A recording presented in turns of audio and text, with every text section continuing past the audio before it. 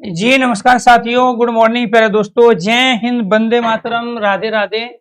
आज की जो हमारी क्लास है उसके अंतर्गत प्यारे दोस्तों हमारा टॉपिक जो चल रहा था इससे पहले वो था समास के भेद। और समास के कितने भेद हम कंप्लीट कर चुके हैं इससे पहले वाली क्लास में एक बार थोड़ा सा मुझे आइडिया दीजिए। समास के भेद, और समास के भेद होते हैं दोस्तों 6। इनमें से हम पहला भेद ये अपना पढ़ चुके हैं, वो है अव्ययी भाव समास। ये हम कंप्लीट कर चुके हैं। अव्ययी भाव समास, इसमें पहला पद प्रधान होता है और वो पहला पद उपसर्ग निपात अव्यय में से कोई एक होता है। दूसरा प्यारे दोस्तों हम ये भी पढ़ चुके हैं द्वंद्व समास की जो कंडीशन है। इस द्वंद्व समास की सारी कंडीशन, जहां तक मुझे उम्मीद है कि शायद आज हमें द्विगु समास के बारे में जानना है। इसके बारे में द्विगु समास के बारे में जानना है। अगर मैं सही कह रहा हूं तो एक बार सारे स्टूडेंट ओके कीजिए, यस कीजिए। 2 हमारे हो चुके हैं, ठीक है जी। एक अव्ययी भाव समास हो चुका है, दूसरा द्वंद्व हो चुका है इससे पहले वाली क्लास, ठीक है जी। द्विगु समास होगा। Thank you. तो यहां से हम अपनी चीजों को शुरू करेंगे, इसके बाद में फिर यहाँ पे पढ़ेंगे। आज ये समास वाला टॉपिक कंप्लीट करते हैं। इसके बाद पढ़ेंगे हम कर्मधारय समास के बारे में। किस समास के बारे में? कर्मधारय समास। इसके बाद में फिर 5वां पढ़ेंगे हम आज बहुव्रीहि, और बहुव्रीहि के बाद में फिर लेंगे हम तत्पुरुष समास को, बहुव्रीहि समास। आप बहुव्रीहि समास को पहले नंबर पे भी ला सकते हैं, ऐसा कोई इनका सीक्वेंस नहीं है कि छठे पे तत्पुरुष ही आएगा, तत्पुरुष पहले पे भी आ सकता है, ठीक है जी। तत्पुरुष समास को पढ़ेंगे लास्ट में, क्योंकि ये जुड़ता है कारक के साथ में। तो यहाँ पर जो कंडीशन है हमारी द्विगु समास की, उसको समझना है कि आखिरकार जो समास का हमारा तीसरा भेद है द्विगु समास। द्विगु समास, इस द्विगु समास की खासियत ये है कि इसमें पहला पद संख्यावाची होता है। पहला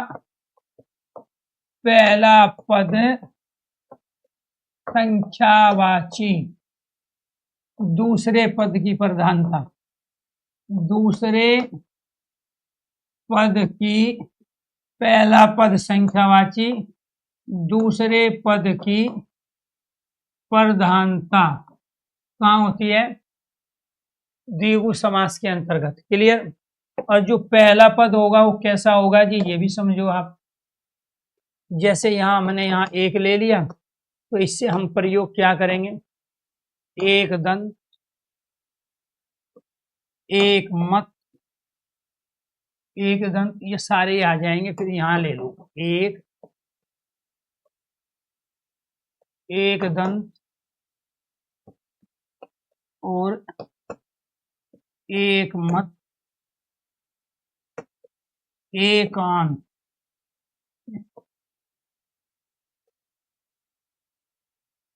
एक ईश्वर, ठीक है जी, और एक एक। ये सारे के सारे किसके उदाहरण हो गए? द्विगु समास। दूसरा ले लो जी। दूसरा क्या होगा? इसमें 2 संख्या चलाएंगे, दोपहर, दोपहर भी कहेंगे, दोपहर, दोपहर, ठीक है जी। द्विध्रुव भी कहेंगे, द्विमुखी भी कहेंगे, द्विमुखी, दो राहा, दो रास्ता, ठीक है जी। द्विक्रम या द्विरात, दो रात, ठीक है जी। इसके बाद 3 संख्या को लेंगे, 3 में हो जाएगा हमारा त्रिनेत्र, त्रिवेणी, त्रिधारा, 3 धारा, त्रिगुण, त्रिगुण, त्रिधारा त्रिगुण, ठीक है जी। त्रियामा, रात्रि का तीसरा पैर।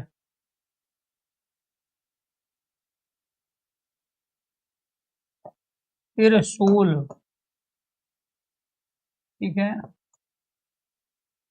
त्रिकोण और त्रिमुनि, इनमें तीन क्या है, पहला संख्या है।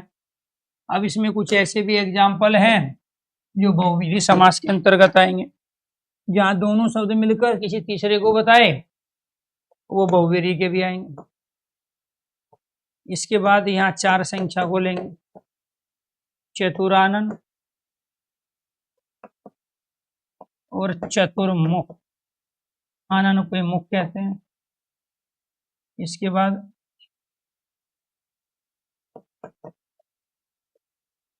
चतुर्भुज, चार भुजाएं हैं।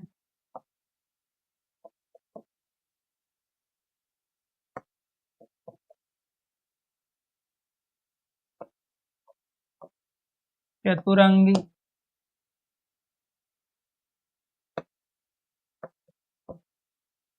चौराया,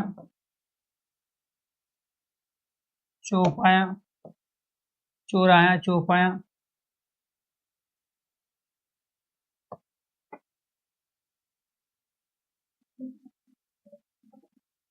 चौपाई,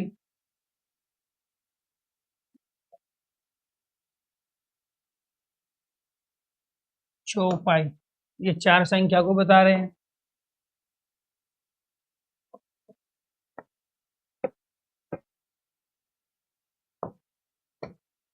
पांचवा पंचानन, पंचांग, पंचकर्म, पंचाश्व,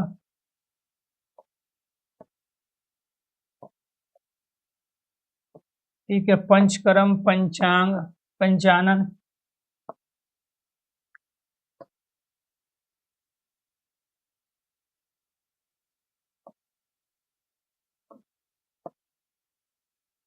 पंचवटी,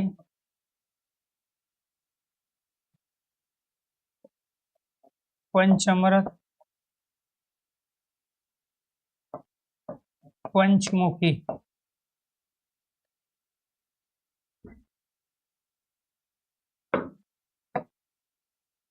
इसके बाद षडानन, षडासन,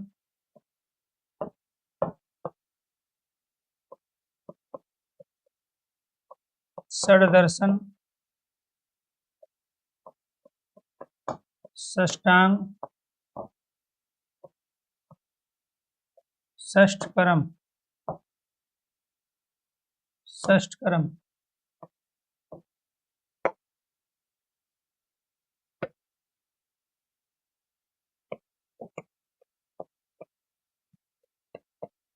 साप्ताहिक,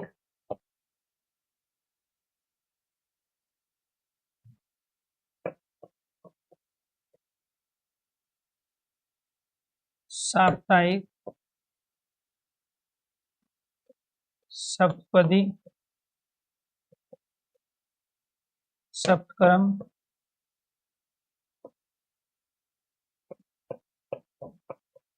सप्तांग,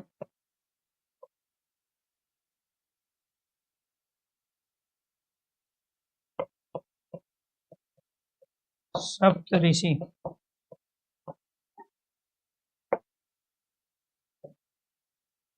इसके बाद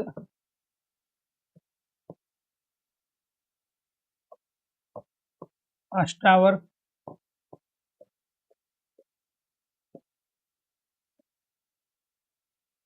अष्टाध्यायी,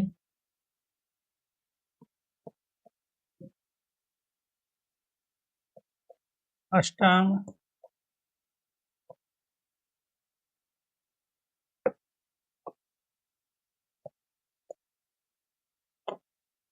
नौ,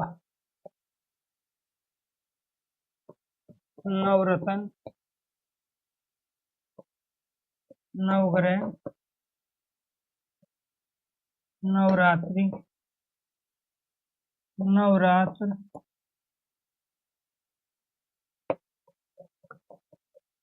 नवराज।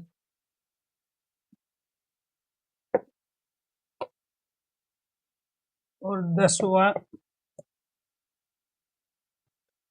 दशानन, दशरथ, दशमेश, 10 अवतार। ये सारे के सारे आपके बहुव्रीहि समास के उदाहरण हैं, लेकिन इनमें से कुछ ऐसे भी हैं यार दोस्तों, ये सारे द्विगु समास के उदाहरण हैं, लेकिन इनमें से कुछ ऐसे भी हैं जो बहुव्रीहि समास के अंतर्गत आते हैं। वो कौन कौन से हैं उनको मैं यहाँ पे रेड पेन से सर्कल कर रहा हूँ। एक दंत आपका गणेश कहलाता है, एक दांत वाला। त्रिनेत्र भगवान शिव कहलाते हैं। त्रिवेणी प्रयागराज में जो 3 नदियों का संगम है उसको कहा जाता है। चतुरानन ब्रह्मा जी को कहते हैं। चतुर्मुख ये भी ब्रह्मा जी है। चतुर्भुज विष्णु को कहा जाता है। पंचानन हनुमान को कहते हैं। षडानन कार्तिकेय को कहा जाता है। अष्टावर्ग एक ऋषि का नाम है। अष्टाध्यायी पाणिनि की पुस्तक भी है। और दशानन रावण और दशरथ राम के पिता हैं। रेड पेन से जिनको मैंने सर्कल किया है, अगर ऑप्शन में द्विगु भी हो और बहुव्रीहि भी हो तो रेड पेन से सर्कल करने वाले सारे शब्द बहुव्रीहि समास के एग्जाम्पल होंगे। तो ये आपको ध्यान रखना है, ठीक है। हाँ, रेगुलर क्लास आपकी मंडे टू फ्राइडे रहती है और टाइमिंग होता है 9 से 10, ठीक है जी। आपको ये ध्यान रखना है जिनको भी मैंने सर्कल किया है, जैसे एक दंत, त्रिनेत्र, त्रिवेणी, चतुरानन, चतुर्मुख, पंचानन, षडानन, इसके बाद अष्टावर्क है, अष्टाध्यायी है, दशानन और दशरथ, ये तब तक बहुव्रीहि समास के उदाहरण है जब ऑप्शन में बहुव्रीहि हो। अगर ऑप्शन में बहुव्रीहि नहीं है, ऑप्शन में अव्ययी भाव समास है, द्वंद्व समास है, द्विगु समास है, तत्पुरुष है, तो ये सारे एग्जाम्पल द्विगु के कहलाएंगे। क्योंकि ये बहुव्रीहि के इसलिए कहलाते हैं कि एक दांत वाले भगवान गणेश कहलाते हैं, 3 नेत्र वाले भगवान शिव है, त्रिवेणी 3 नदियों का संगम है, गंगा, यमुना और सरस्वती, जो कि प्रयागराज में है। चतुरानन 4 आनन अर्थात मुख जो 4 होते हैं वो ब्रह्मा जी के होते हैं। 5 आनन हनुमान जी के होते हैं। षडानन कार्तिकेय गणेश का बड़ा भाई, शिव पार्वती का पहला लड़का होता है। इसके साथ यहाँ पे अष्टावर्ग 8 जगह से जो टेढ़े थे ऋषि, ठीक है। अष्टाध्यायी पाणिनि की व्याकरण की सबसे पहली पुस्तक। दशानन यहाँ रावण को कहते हैं और दशरथ राम के पिता को। क्योंकि जहां दोनों शब्द मिलकर किसी तीसरे की विशेषता को बताएं, दोनों शब्द मिलकर एक और दंत मिलकर यहाँ तीसरे गणेश की विशेषता को बता रहे हैं, इसी वजह से ये सारे के सारे आपके बहुव्रीहि के समास है, तब जब ऑप्शन में बहुव्रीहि समास है।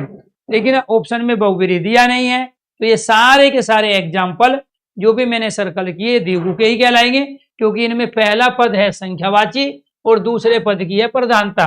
पहला पद जो संख्यावाची है वो क्या है, पहला पद यहाँ एक है और दूसरा पद यहाँ दांत है, इसी वजह से एक शब्द क्या कहलाए, द्विगु समास।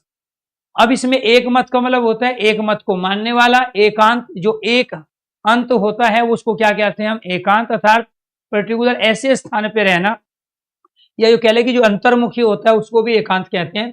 एक ईश्वर जो एक ईश्वर को मानता हो, एक एक एक और एक मिलके क्या बनता है, एक एक। दोपहर, दोपहर का समय हो गया, दूसरा पैर, ठीक है। द्विधुर दो ध्रुव हो गए, इसको हम क्या कहते हैं, द्विधुर।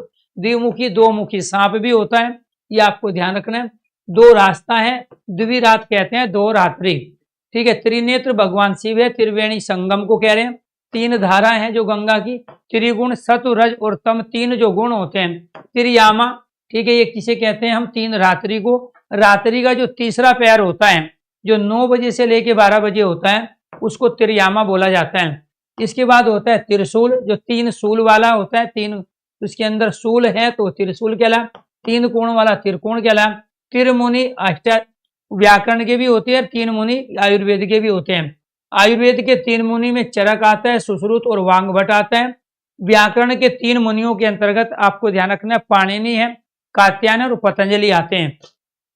चतुरानन, चार आनन ब्रह्मा जी, चतुर्मुख यहाँ पे ब्रह्मा जी, चतुर्भुज जो है चार भुजाएं विष्णु की है, चतुरंगी जो चार अंगी सेना है उसको चतुरंगी सेना बोलते हैं, पैदल सेना है, घुड़सवार सेना है, रथ वाली सेना और हाथी वाली सेना को हम चतुरंगी सेना कहते हैं।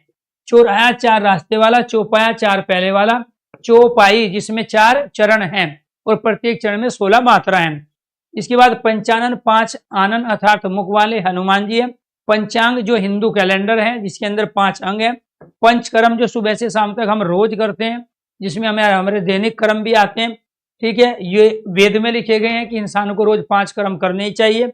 50वें है जब 5 अलग अलग वनस्पतियों को हम कूट के रस बनाते हैं, घोल जिसको गाढ़ा कहते हैं, जो कोविड में आपने खूब पिया है वो 50वां कहलाता है। पंचवटी जहां सीता रहती है वो पंचवटी है। पंचवटी बहुवीरी समास का उदाहरण तब कहलाएगा जब उसके अंतर्गत बहुवीरी समास ऑप्शन में होगा।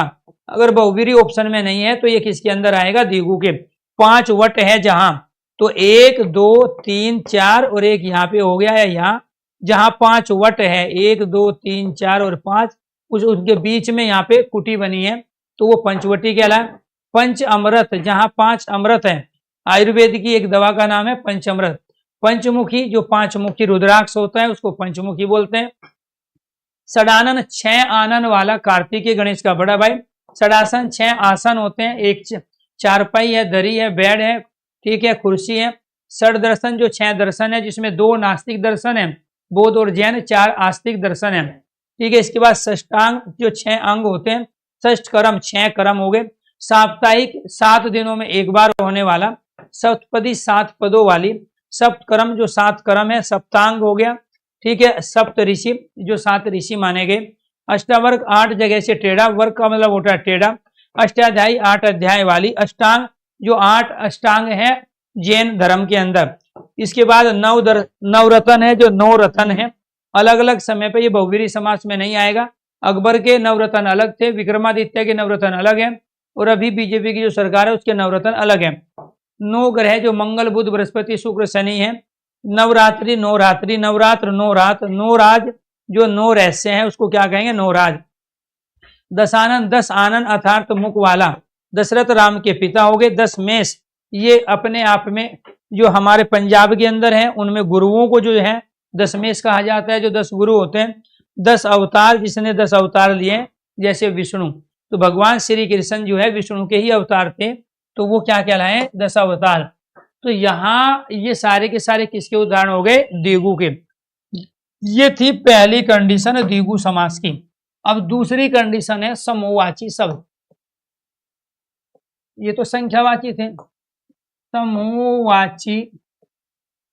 समूहवाची शब्द भी क्या कहलाते हैं, हमारे द्विगु के कहलाएंगे। कैसे कहलाएंगे ये देखो यहाँ ध्यान से।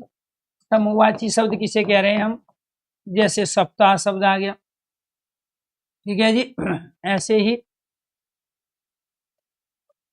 दशक, शतक, शताब्दी, अष्टमी या नवमी, पंजाब, चवन्नी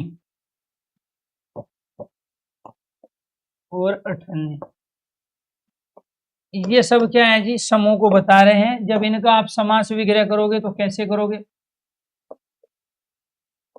समास विग्रह करते समय हम समूह या समाहार का प्रयोग करते हैं, तो ये क्या हो जाएगा, 7 दिनों का समूह, 10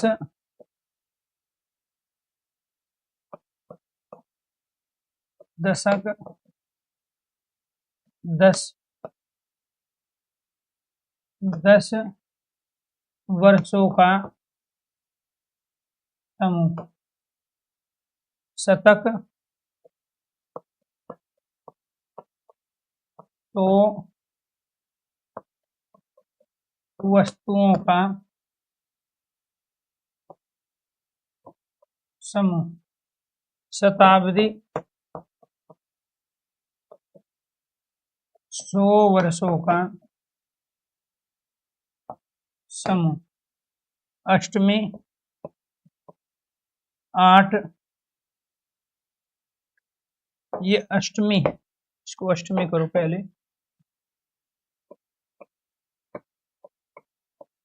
अष्टमी 8 तिथियों का समूह। 8 तिथियों का समूह अष्टमी। पंजाब 5 नदियों का समूह या समाहार। चवन्नी 4 आनों, 4 आने मतलब 25 पैसे, 4 आनों का समूह।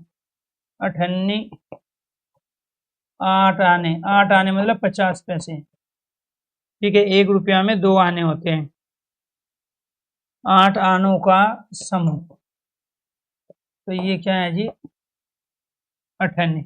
अब ये चवन्नी अठन्नी चलती नहीं है। चवन्नी क्या है, 25 पैसे, ये क्या है 25 पैसे, और अठन्नी क्या है 50 पैसे। आपके घर में मिल जाएंगे, ठीक है। फिलहाल इनकी वैल्यू नहीं है, 1 रुपया है सबसे छोटी हमारी जो है। तो ये इसमें 4 आनों का समूह चवन्नी है। पंजाब को हम 5 नदियों का समूह कहते हैं। सप्त सिंधु अगर आ जाता है तो वो भी 7 नदियों का समूह है। अगर आपसे पूछ ले सप्त सिंधु, तो सप्त सिंधु का मतलब क्या हुआ, 7 नदियों का समूह। जिस राज्य में 7 नदी बहती हो, जैसे पंजाब में 5 नदी बहती है, 7 नदियों का समूह सप्त सिंधु। अब इस समूह के स्थान पर आप समाहार शब्द का भी प्रयोग कर सकते हो। संस्कृत में हम समाहार कहते हैं, यहाँ हम सिंधु कहते हैं, ये समानार्थी शब्द है। हम ये भी कह सकते हैं 7 दिनों का समाहार। तो ये क्या है जी, एक पेड़ में समूह आ गया है जी, ये समास विग्रह। तो यहाँ पर आपको ध्यान रखना है, जैसे शताब्दी शब्द है, आपको ये लग रहा है कि शताब्दी आपका एक शब्द है, लेकिन ये बना कैसे है। शताब्दी जो शब्द बना है, ये शताब्दी शब्द बना है दोस्तों आपका ऐसे, इसमें एक आपका सत है, दूसरा इसमें अब्द है, और इसमें ये ई इसमें प्रत्यय लगा है। अब इस सत का जो अर्थ होता है, इस सत का अर्थ होता है 100, अब्द का अर्थ होता है वर्ष या साल, और ई इसके अंदर क्या है, प्रत्यय है, जिसका खुद का कोई मीनिंग नहीं है। तो सत 100 है, अब्द कहते हैं वर्ष को, ठीक है जी। जो अब्द शब्द है इसमें ये वाला ए और ये वाला बे और ये वाला दे, ये आपका इसमें ही प्रत्यय हो गया। तो 100 वर्ष, ठीक है जी, ये आपको ध्यान रखना है। तो शताब्दी क्या है 100, ऐसे ही यहाँ पे जो शतक है वो 100 वस्तु 100 पदार्थ है। शतक में यहाँ 100 रन हो सकते हैं लेकिन वर्ष नहीं होंगे, क्योंकि अब तो यहाँ वर्ष को कह रहे हैं, इसलिए 100 वर्षों का समूह हो गया। यहाँ वर्ष कहाँ से आया, इस अब्द से आया। बात समझ रहे हो, इसमें भी 2 शब्द है सब में। आप इनको ये नहीं कहोगे समास तो 2 शब्दों या 2 से अधिक शब्दों के बीच में होता है। जैसे अभी आपने द्वंद्व समास पढ़ा था इससे पहले वाली क्लास में, उसमें 3 शब्द भी थे, तन मन धन, आन बान शान, रोटी कपड़ा मकान, ठीक है, लाल बाल पाल, राम लक्ष्मण भरत, वो सब द्वंद्व समास के उदाहरण थे।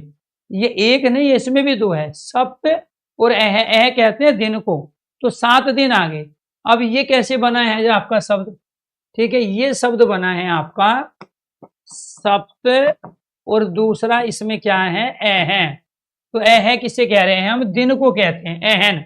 जैसे यहाँ पे शब्द आ गया आपका, ठीक है, यहाँ शब्द क्या आता है पूर्वाहान, दूसरा शब्द क्या आता है आपका मध्याह्न, ठीक है जी, और इस पे फिर क्या आएगा यहाँ पे पूर्वाहान, मध्याह्न, अपराह्न, क्या आएगा अपराह्न।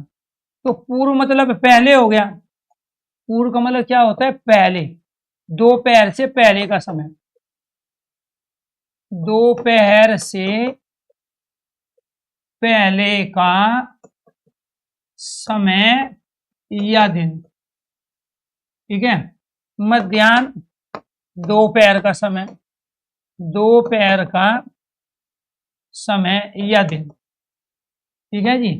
अपराह्न दोपहर के बाद का समय, दोपहर के बाद का समय या दिन। मैं क्या बताने की कोशिश कर रहा हूं जो आपको अभी तक पता नहीं, इस पे आपका ध्यान नहीं गया। पूर्व का अर्थ होता है पहले, इसमें एक शब्द पूर्व है और दूसरा है इसमें एहन। ठीक है जी। पूर्व और एहन, ये वाला ए कहाँ है, ये वाला ए है यहाँ पे, ये रहा, और ये आपका एहन। पूर्व मतलब पहले होता है, पूर्व का अर्थ क्या है, पहले है। ठीक है जी। और एहन का अर्थ होता है दिन। तो दोपहर से पहले का दिन। एहन किसको कहते हैं, मध्य, बीच का, दोपहर का समय। इसमें भी एहन है, इसमें भी एहन है। तो एहन या एहन किसको कहते हैं, दिन अर्थात दिवस को कहते हैं। वाक्यांश के लिए एक शब्द में पूछेगा आपसे ये। ठीक है जी। ये वाक्यांश से, तो यहां पे आपको ध्यान रखना है। तो इसमें जो ये दिन शब्द आया, ये कहां से आया, इस वाले से, सप्ताह, सप्त सात, 7 दिनों का समूह। ठीक है जी, ये आपको ध्यान रखना है। चलो अब आगे बढ़ते हैं। ठीक है। यहाँ पे अक वर्ष को कह रहे हैं, वस्तु को कह रहे हैं। ठीक, या तिथि को कह रहे हैं, अष्टमी 8 तिथि हो गई। अब्द यहाँ नदी को कह रहे हैं, पंज 5 और अब्द नदी। ठीक है। तो ऐसे ही यहाँ 4 आनों का समूह, अठन्नी 8 आनों का समूह। तो चवन्नी 25 पैसे, अठन्नी आपके 50 पैसे। 1 रुपया में 2 अठन्नी, 1 रुपया में 4 चवन्नी होती है। ठीक है। तो ये थे आपके समूहवाची शब्द। समास विग्रह करते समय समूह या समाहार आएगा। ठीक है। इसके बाद आ जाओ आप समास के चौथे वेद पर। चौथा वेद क्या है जी आपका, अब देखो मैंने द्वंद्व समास में बताया था ना आपको कि 1 से लेके 10 तक की संख्या को छोड़कर, और 1 2 3 4 5 6 7 8 9 10, 1 से 10 तक की संख्या इस वजह से छुड़वाई थी क्योंकि 1 से 10 तक की पहले संख्या आ जाए, उसके साथ कोई दूसरा शब्द हो, जैसे इसमें पैर है, इसमें दंत है, इसमें नेत्र है, इसमें आनन है। ठीक है। तो ये क्या हो गया, आपके द्विगु के उदाहरण बन गए। अब कोई 11 पूछ ले आपसे, 11 12 13 में समास बताओ, तो द्वंद्व समास है। ठीक है। तो ये आपको ध्यान रखना।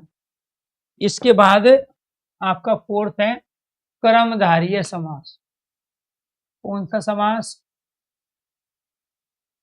कर्मधारय, कर्मधारय समास। तो कर्मधारय समास किसे कहेंगे जी, कर्मधारय समास कार्य और कार्य को करने वाला। कर्मधारय की कंडीशन क्या बनेगी, जिस समास में दूसरा पद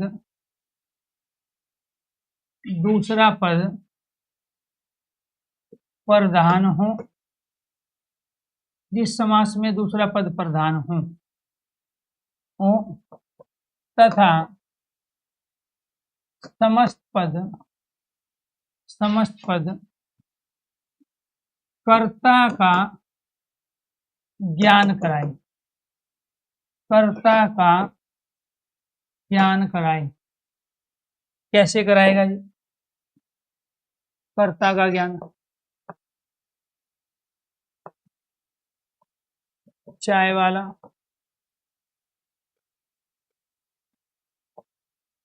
दूध वाला, पान वाला, सब्जी वाला,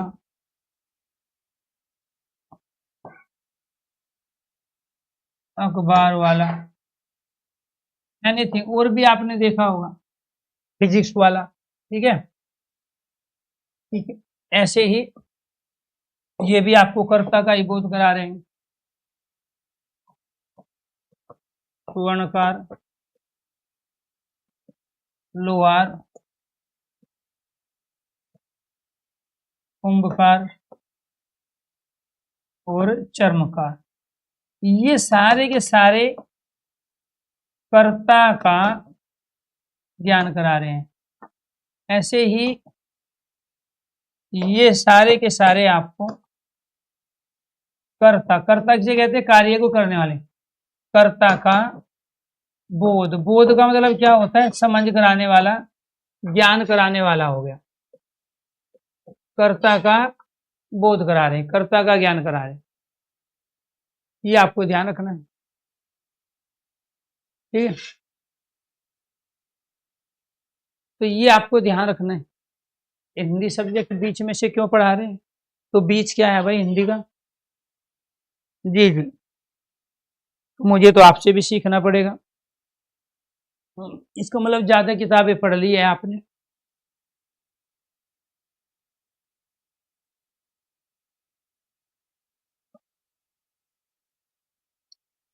वेरी गुड। मैंने आपको बस दो चीज बताई थी जब क्लास शुरू हुई, कि पहला काम होता है स्टूडेंट का कि वो अपना सिलेबस अपनी खुद की हैंड राइटिंग से 3 बार खुद लिखे, और जहां पे पढ़ाई करते हो बैठ के वहां पे उसको चिपका ले। दूसरा बताया था कि किस टॉपिक को पढ़ने से पहले कौन सा टॉपिक पढ़ना चाहिए, और इसके अलावा फिर आपको ये बताया था कि आपको पेशेंस रखनी और समय देना है। उसके बाद जिंदगी में दोबारा से ना हिंदी का रिवीजन करोगे ना हिंदी को पढ़ोगे, और आप इन तीनों में से कोई भी काम नहीं कर रहे हो। पहला काम था आपका खुद का सिलेबस, टीचर नहीं बताएगा, टीचर को तो जो आता है वो पढ़ा के निकल लेगा। आपको तो पता होना चाहिए ना कि मेरे सिलेबस में ये टॉपिक है, और इन टॉपिक को समझने के लिए मुझे इतने टॉपिक एक्स्ट्रा पढ़ने हैं, क्योंकि ये जो टॉपिक दिए गए हैं ये किसी न किसी दूसरे टॉपिक पर डिपेंड है। इन टॉपिक की क्लियरिटी तब होगी जब ऑलरेडी पहले से वे टॉपिक हमने पढ़े हो जो इन पर डिपेंड है। जैसे आप मैथ करते हो, अगर आपको कैलकुलेशन नहीं आता तो कोई भी मैथ आपको नहीं सिखा सकता। तो जोड़ घटा गुणा भाग आपको पहले से सीखे हुए होने चाहिए, अदरवाइज आप डायरेक्ट मैथ के टीचर से जोड़ घटा गुणा भाग सीखोगे कॉम्पिटिटिव एग्जाम में तो फिर आप 2029 की तैयारी कर रहे हो। तो यहाँ पे भी वही टॉपिक जो आपके सिलेबस के हैं उसको ग्रुप में पढ़ा रहे, ताकि एक दूसरे पर डिपेंड रहने वाले टॉपिक आ जाए। जैसे समास के बाद हमें कारक पढ़ने की आवश्यकता क्यों है? क्योंकि तत्पुरुष समास और कारक एक दूसरे पर डिपेंड है, समझ में नहीं आएगा वो भी। अब इसमें से ये जरूरी नहीं है कि वर्णमाला ही पहला ही टॉपिक हो, ये तो गलत है। अपने आप में पहला टॉपिक तो हिंदी व अन्य भारतीय भाषाएं होती है, बोली उपबोली होती है, लेकिन वो किसी दूसरे टॉपिक से लिंक नहीं है। इसलिए आपको वो दिमाग में, बोध का मतलब ज्ञान कराना, बोध किसे कहते हैं? समझ कराना, ज्ञान कराना, जो आपको किसी चीज के बारे में बताएं, ठीक है जी। अब आप में से बहुत सारे बच्चे हैं जिनका जो नोट्स की कैटेगरी है उसमें मेंशन करवाया हूं। अब कुछ बच्चे हैं सर जी ये क्लास रिकॉर्डिंग क्लास है। अब पहले तो मैं यहाँ रोज लिखूं कि आज जो है 12 तारीख है, 12 जनवरी चल रही है, 2026 है, और अभी जो है टाइम हो गया 9:44, ठीक है। ये 9:44 सुबह के हैं, और सुबह प्रातः को कहते हैं, ठीक है, इसको मॉर्निंग भी कहते हैं इंग्लिश में। अब इन्हें यहाँ से अगर शुरुआत करने लगे हम, हो गया काम। फिर इसका मतलब है न तो आप मैच्योर हो और ना आप तैयारी करना चाहते हो। तो मैं रोज तो यहाँ नहीं डालूंगा कि आपकी 9 से 10 वाली क्लास चल रही है और ये 9:05 पे लाइव हुई है, और अभी कल हमने ये पढ़ा था, आज हम ये पढ़े। तो आप में पता नहीं ऐसी कौन सी ग्रहण शक्ति है, ग्रहण शक्ति मतलब सूंघने की शक्ति, कि आप तुरंत पहचान लेते हो कि ये क्लास जो है रिकॉर्डिंग चल रही है। अब जो लाइव क्लास चलेगी उसमें से कौन सी खुशबू आएगी भाई, एक बार मुझे बताना जरूर। आप जैसे स्टूडेंट अगर कोविड काल में होते तो कोरोना की जो दवाई नहीं खोज पाए थे लोग, तो आप तो सूंघ सूंघ के ढूंढ के ले आते कोरोना की दवाई। इतने दूर बैठे अगर आप सूंघ के बता पा रहे हो कि ये क्लास लाइव है कि ये क्लास रिकॉर्डिंग है, तो इसका मतलब भाई आप तो बहुत बड़े वेद हो, ठीक है। फिर आपको जो छोटी नौकरी की तैयारी नहीं करनी चाहिए, आप फिर साइंटिस्ट बनो। फिर आप तो सूंघ सूंघ के बता दोगे ये रिकॉर्डिंग चल रही है या लाइव। और यही बुरा लगता है बच्चों को जब कहता हूं कि इस पे ध्यान ही मत दो आप। अरे आपका काम पढ़ने का, सीखने का है। आप सबको पता है समाज से क्वेश्चन आता है, आपको पता है कि ऐसे बहुत सारे टॉपिक है जो समाज के क्लियर होने के बाद ही हम क्लियर कर पाएंगे, लेकिन आपका फोकस उस पर नहीं है। बस दूसरे का इवेल्युएशन करना है, दूसरे में कमी ढूंढनी है कहाँ है, अपने पे फोकस नहीं है, अपनी कमियों पे ध्यान नहीं है, अपनी कमियों को दूर नहीं करना है, ठीक। बस सारी चीजें ऐसी कि जिससे साबित होता है कि आप अभी सिलेक्शन से कोसों दूर हो, क्योंकि इस मेंटेलिटी के साथ, इस सोच के साथ सिलेक्शन नहीं लिए जाते। तो पहली कंडीशन दोस्तों क्या थी, जिस समास में दूसरा, इसीलिए तो कह रहा हूं पढ़ाने से ज्यादा आप लोगों को आपको समझाना, सही ट्रैक पे लाना बहुत जरूरी है। इसी वजह से मैं आपको बताता हूं बेटे ऐसे मत करो, ऐसे करो, ठीक है, तब सिलेक्शन होगा। दूसरा क्या है, इसको हम विशेषण विशेष्य समास भी कहते हैं। क्या कहते हैं? विशेषण विशेष्य समास। इसको क्या कहा जाता है? विशेषण विशेष्य समास। विशेषण विशेष्य समास भी कहते हैं। इसमें एक पद विशेषण होगा, दूसरा विशेष्य होगा। जैसे पीतांबर, अब इसमें पीत विशेषण है, अंबर विशेषण।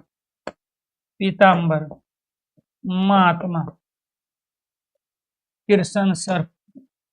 कृष्ण सर्प का मतलब यहाँ काला सांप है, कृष्ण का मतलब यहाँ भगवान नहीं है, इसलिए रट्टा नहीं मारना है। ऐसे ही कमीना मंत्री है, ठीक है जी। अब जिसको नहीं पढ़ना वो क्या कहेगा, जी मंत्री को कमीना कह दिया, अब वायरल करो सर। बस आए थे सिलेक्शन लेने के लिए कि किसी तरह नौकरी लेंगे, और दिमाग घुसा दिया विद्वान लेखक साहित्यकार वाला। तो पीतांबर, महात्मा गांधी, कृष्ण सर्प, कमीना मंत्री, सुंदर स्त्री, सुंदर स्त्री, शैतान छात्र, शैतान छात्र, ये सब क्या है जी, ठीक है, विशेषण विशेष। ऐसे ही हम इसको क्या कहते हैं, एक तीसरा नाम और है, उपमान उपमेय समास भी इसको कहते हैं। इसको क्या कहते हैं? उपमान उपमेय, उपमान उपमेय समास भी हम इसको कहते हैं। तो उपमान उपमेय समास में क्या हो जाएगा जी, यहाँ चंद्रमुख, चंद्रमुख, मुख चंद्र, देहलता, कनकलता, कमल नयन, मर्ग नैनी, गजगामिनी, मर्ग नैनी,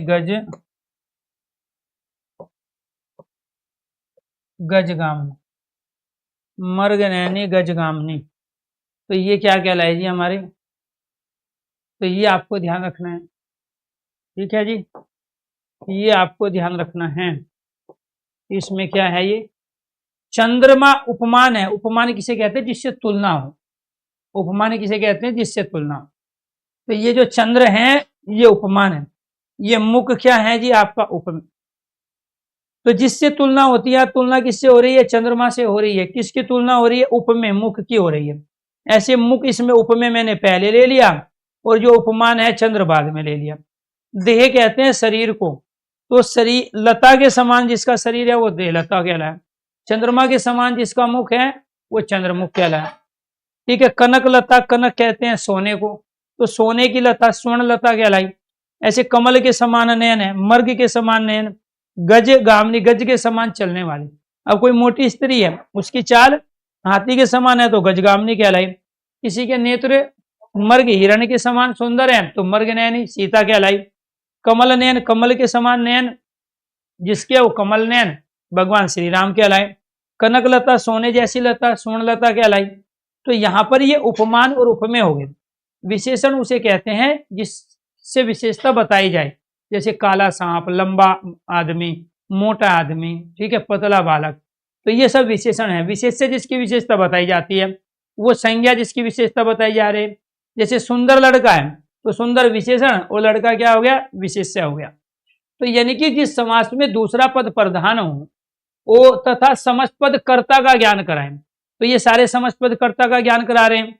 चाय वाला, दूध वाला, पान वाला, चाय को बनाने बेचने वाला, दूध को बेचने वाला, ठीक है। ऐसे लोहार लोहे का काम करने वाला, स्वर्णकार सोने का काम करने वाला, कुंभकार घड़े को बनाने वाला क्या कहलाया?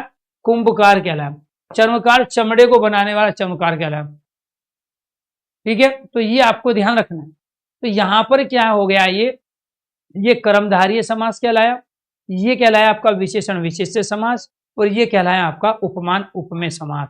अब कई बार ये भी क्वेश्चन आपसे पूछा जाएगा कि उपमान उपमेय विशेषण विशेष्य समास किस समास का नाम है, तो राइट आंसर क्या होगा आपका, कर्मधारय समास हो गया। ठीक है, तो चंद्रमुख, मुखचंद्र, देहलता, कनकलता, कमलनयन, मर्गनयन, ये किसके उदाहरण हो गए आपके, उपमान उपमेय के। लेकिन इसमें से कुछ एग्जाम्पल ऐसे भी हैं जो बहुव्रीहि समास के अंतर्गत आते हैं। अब बहुव्रीहि समास में क्या आ जाएगा, पीताम्बर, विष्णु को कहते हैं। ठीक है जी, और क्या आ जाएगा बहुव्रीहि समास में, ठीक है, कमल नयन, भगवान श्री राम को कहते हैं, मर्ग नयनी, सीता को कहते हैं। अब ये तीन एग्जाम्पल जो मैंने रेड पेन से सर्कल किए हैं, ये तब तक बहुव्रीहि समास के उदाहरण है जब ऑप्शन में बहुव्रीहि है। अगर ऑप्शन में बहुव्रीहि नहीं है तो ये सारे के सारे एग्जाम्पल किसके हो गए, ठीक है, आपके कर्मधारय समास के।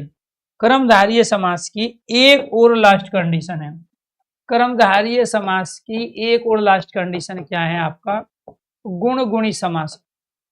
क्या कहलाता है, गुण गुणी समास भी हम इनको कहते हैं। क्या कहते हैं, गुण गुणी समास भी कहते हैं। तो गुण गुणी समास क्या होता है, जैसे ईमानदार, ईमानदार शिक्षक,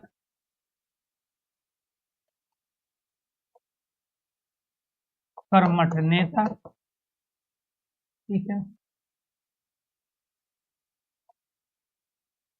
होनहार खिलाड़ी,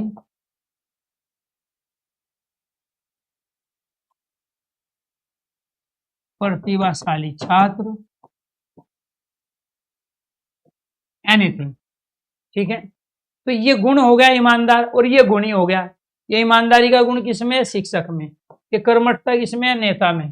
होनहार कौन है, खिलाड़ी। प्रतिभाशाली कौन है, छात्र है। तो ये गुण गुणी समास भी हम इसी को कहते हैं, क्योंकि यहां पर जब हमने कर्मधारय नाम रखा ना, तो इसमें क्रम का मतलब कार्य, और धारण करने वाला मतलब कार्य को धारण करने वाला।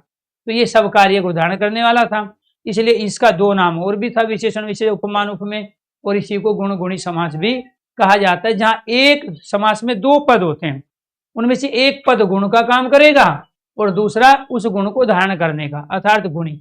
ये कर्मठता किसमें है, नेता में है। होनहार कौन है, खिलाड़ी है। प्रतिभाशाली कौन है, छात्र है।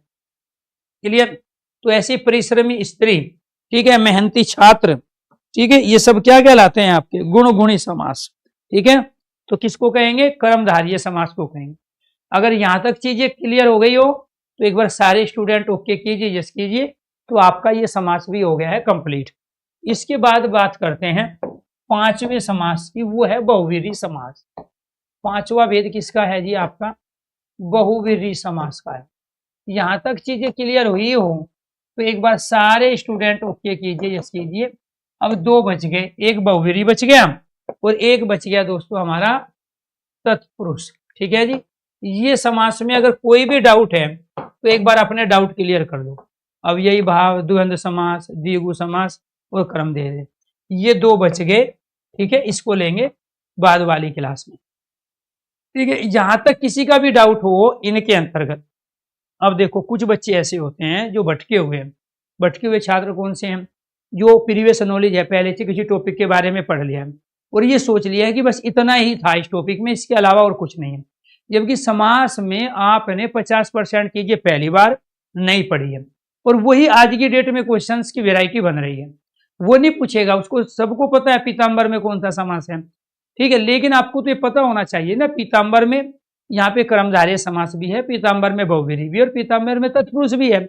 अब वो चार ऑप्शन जो देगा उसके आधार पे आप फिक्स कर पाओगे कि पीताम्बर कब कहलाएगा कर्मधारय समास, जब ऑप्शन में बहुव्रीहि नहीं होगा। जब ऑप्शन में बहुव्रीहि भी है, कर्मधारय भी, पीताम्बर कहलाएगा कर्मधारय का जब ऑप्शन में बहुव्रीहि ना हो। तो यहां आपको ध्यान रखना है कि ये जैसे मैंने बताए थे आपके द्विगु के ये जो एग्जाम्पल है जिनको हम सर्कल कर रहे थे, ठीक है, ये तब तक बहुव्रीहि समास के उदाहरण है जब ऑप्शन में बहुव्रीहि होगा। आज बच्चों ने रट्टा मारा हुआ है, लॉजिक का पता नहीं है क्यों भाई, ये बहुव्रीहि इसलिए है क्योंकि ये थर्ड पर्सन को बताते हैं। अब ऑप्शन में बहुव्रीहि दिया नहीं है तो ये द्विगु के हो गए। ठीक है, ऐसे यहाँ पे देखो ये जो मैंने सर्कल किए, पीताम्बर है, ये है कमल नयन है, मर्ग नयनी है, ठीक है। तो जब तक ऑप्शन में बहुवीरी है, पीताम्बर में बहुवीरी, कमल नयन में बहुवीरी, मृगनयनी, क्योंकि ये सीता को कहते हैं, राम को कहते हैं, पीताम्बर विष्णु को। और जब ऑप्शन में बहुवीरी नहीं है तो ये कहलाया विशेषण विशेष्य क्रमधारी है, ये कहलाया उपमान उपमेय क्रमधारी है। अब इसमें उपमान क्या होगा, जो प्रकृति है, जो प्रकृति किसे कहते हैं, जो अपने से चीजें बनी है, जैसे चंद्रमा है, ये प्रकृति अपने से बना, इसमें ये प्रकृति है, इसमें लता प्रकृति है, इसमें लता प्रकृति है, इसमें कमल प्रकृति है, इसमें मर्ग, इसमें क्या है यहाँ गज। तो जिनको मैंने सर्कल किया ये सारे उपमान हैं, यहाँ इसी से तुलना हो रही है। तो किसकी की जा रही है, उपमेय, जो बाद में परिचित हो, जो प्रकृति ना हो। तो ये आपको ध्यान रखना है, जो प्रकृति है उसमें चीजें अपने से, जैसे चंद्रमा को किसी ने पैदा नहीं किया तो वो क्या कहलाए, यहाँ पे प्रकृति कहलाए। यानी कि तुलना हम उसी से करेंगे जो पहले से फेमस हो। तुलना किससे करेंगे, जो पहले से फेमस हो। तो ये आपको ध्यान रखना है। तो सारी कंडीशन आपको कंप्लीट करके ही यहाँ आगे बढ़ना है। जी जी, क्लास के बाद सर कोई डाउट नहीं रहते। मैंने ये कहा जब टॉपिक कंप्लीट होगा ना तो आपका डाउट बचेगा ही नहीं। अगर डाउट बच गया आपका तो फिर टीचर कंप्लीट नहीं है आपका। ठीक, अब बहुत सारे बच्चे हैं इधर उधर बहुत पढ़ते हैं, ठीक है, लेकिन जब यहाँ तसल्ली से पढ़ ले, मैंने दो चीज आपसे मांगी थी, एक पेशेंस और दूसरा समय। पेशेंस रख लोगे तो टॉपिक समझ में आ जाएगा, और पेशेंस नहीं रखोगे तो जो पहले से आपने सीख लिया ना उसको सब कुछ मान बैठे हो आप, जबकि वो सब कुछ नहीं है। आप जो चीजें किताबों में देखते हो ना, किसी भी किताब में किसी भी टॉपिक का 100% है ही नहीं, 50 या 60% है। और जब तक हम 100% परफॉर्मेंस हिंदी में नहीं करेंगे तो सिलेक्शन नहीं होने वाला, क्योंकि आप ऐसा कर ही नहीं सकते कि चलो कुछ क्वेश्चन सही हो गए कुछ गलत और मेरिट का इंतजार करे, आओगे ही नहीं उसमें। तो एक दो सब्जेक्ट आपको ऐसा बनाना पड़ेगा जहां आप सारे के सारे क्वेश्चन सही करके आओ, और वो आप तब करोगे जब किसी एक टॉपिक को पढ़ते समय हर तरह की क्वेश्चंस की वैरायटी को लेके आगे बढ़ोगे। तो इसके अंतर्गत मैं ऑलरेडी पहले ही बता चुका हूं आपको। तो जो समास विग्रह जब इसका आप करोगे, समास विग्रह, तो समास विग्रह करते समय, समास विग्रह करते समय इसमें क्या प्रयोग करोगे, समास विग्रह करते समय इसमें जो का प्रयोग होगा, पीला है वस्त्र जो, इसमें समान का प्रयोग होगा, कमल के समान नयन, इसमें जैसे का प्रयोग, चंद्रमा के जैसा मुख हो, ठीक है, इसमें इव का प्रयोग होगा, घन इव श्याम, इसमें रूपी का प्रयोग होगा, वचन रूपी अमृत। ये मैं पहले ही बता चुका हूं आपको, ठीक है जी। तो समास विग्रह करते समय जब आपका ये आ जाए, ठीक है, जैसे महान है आत्मा जो, आत्मा, ठीक है, कमल के समान नयन, कमल के समान नयन, चंद्रमा के जैसा मुख, चंद्रमा के जैसा मुख, और घन इव श्याम, बादल, घन इव श्याम, बादल के समान काला, और वचन रूपी अमृत, वचन रूपी अमृत। ये सारे इसके समास विग्रह हैं। अब इसमें हमने क्या प्रयोग किया, इसमें जैसा, रूपी, इव, जो, समान, जहां आएंगे समास विग्रह में ये सारे के सारे एग्जाम्पल कर्मधारय के कहलाएंगे।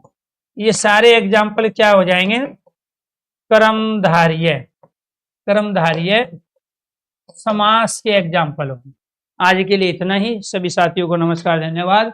अब पढ़ेंगे प्यारे दोस्तों हम नेक्स्ट क्लास में बहुव्रीहि समास को, और साथ के साथ तत्पुरुष समास को। कल समास वाला टॉपिक आपका कंप्लीट हो जाएगा।